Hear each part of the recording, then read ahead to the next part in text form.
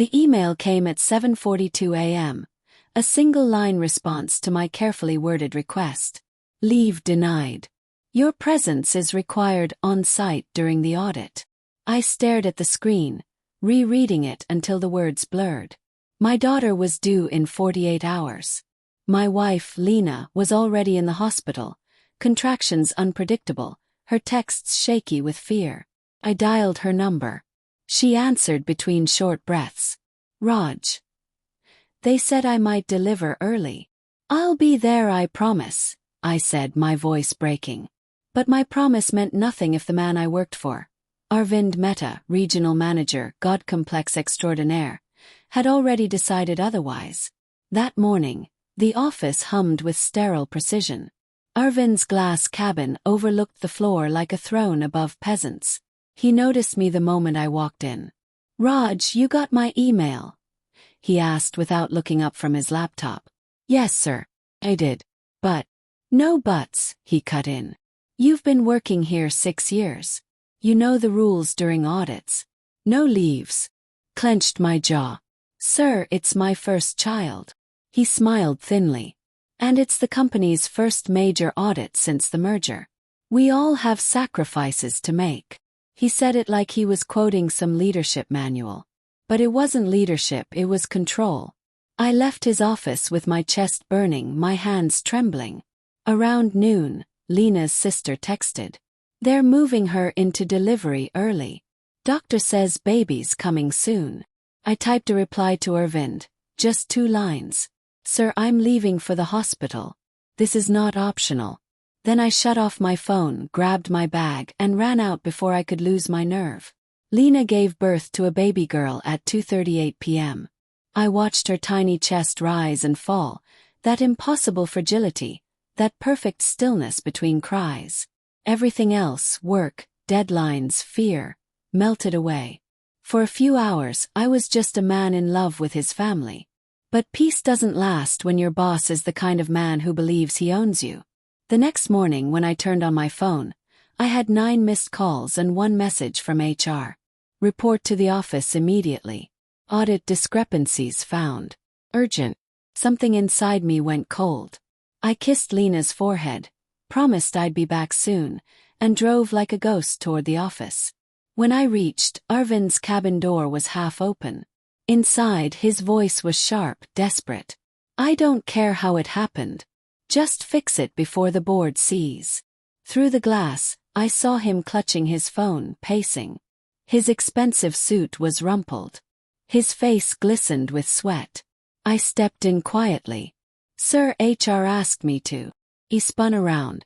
Raj, you're back. He forced a smile that didn't reach his eyes. Good. We've got a crisis. He gestured to a stack of files. The audit team found irregularities in last quarter's invoices.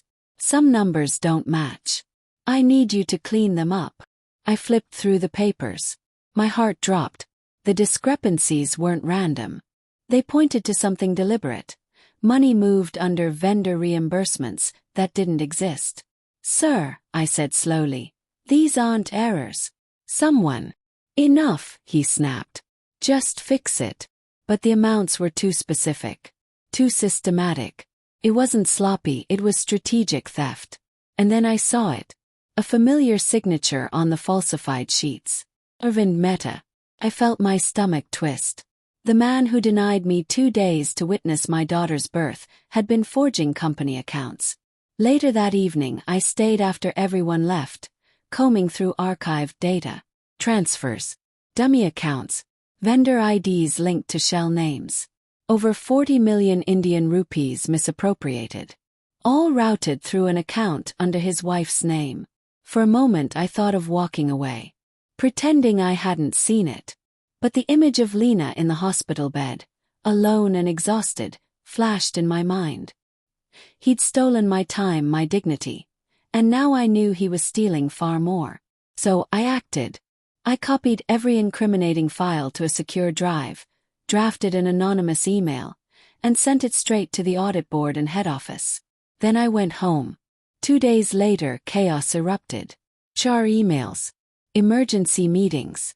And by noon, Arvind was escorted out by security.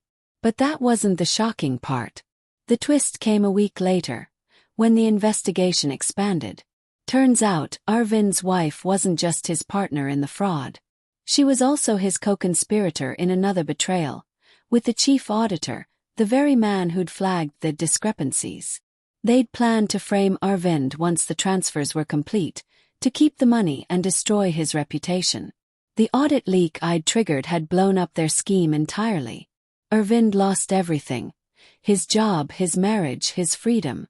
The scandal made headlines. When I ran into him months later outside a courthouse, he looked like a shadow, unkempt, hollow-eyed. He recognized me instantly. "You did this," he said quietly. I didn't deny it. "You cost me everything," he said. "No," I replied. "You did that when you forgot what it means to be human." He gave a bitter smile. "You think you're clean, Raj? You think betrayal makes you noble. You betrayed me too." And for a second I saw the truth in his words. Betrayal wasn't just about lies or infidelity. It was about crossing a line for survival, for justice, for love. I'd crossed mine too. That night, as I rocked my daughter to sleep, her tiny fingers curling around mine, I thought about all the betrayals that ripple through life. Some deliberate, some desperate, all costly. Lena whispered, "You did the right thing." I wanted to believe her. But somewhere deep down I knew the truth. Every betrayal starts with a reason that feels right. And mine had been no different.